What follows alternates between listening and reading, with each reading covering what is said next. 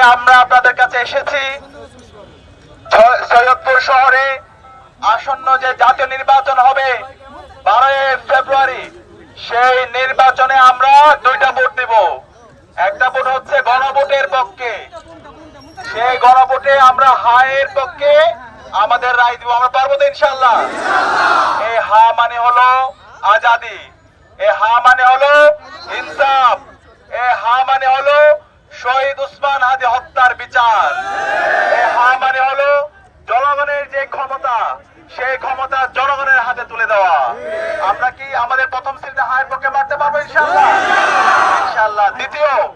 দ্বিতীয় যে ভোটটা দিতে হবে সেটা হচ্ছে আমাদের ইনসাফের পক্ষে। আগামীর বাংলাদেশ কিভাবে বিনির্মাণ হবে সেটা ঠিক করার জন্য আমাদের সঠিক প্রতিনিধিকে বাছাই করতে হবে। আমরা কি পারবো ইনশাআল্লাহ? আজকে 55 বছর পার করছি স্বাধীনতা পরবর্তী।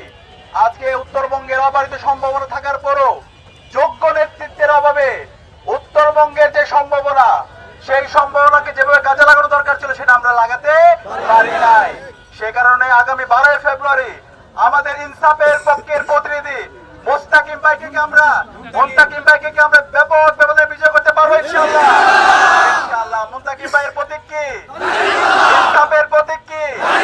তারুণ্যের প্রতীক কি?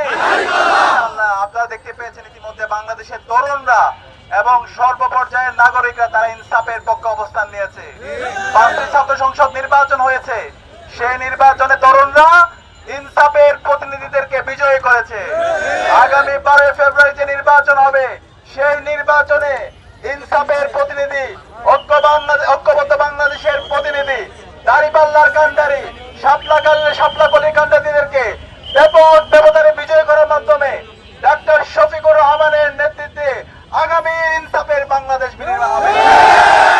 আমরা আশা করছি সেই জায়গায় নীলফামারীর এই আসনটি আমরা কি ডাক্তার শফিকুর রহমানকে উপহার দিতে পারবো ইনশাআল্লাহ?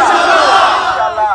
বাংলাদেশের সবচেয়ে বড় ব্যবধানে ইনশাআল্লাহ আমাদের ইনসাফের প্রতিনিধি মুস্তাকিম ভাই ব্যাপক ব্যবধানে জিতে বিজয় হবে ইনশাআল্লাহ।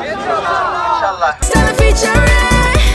Next level, well done, side by side, free.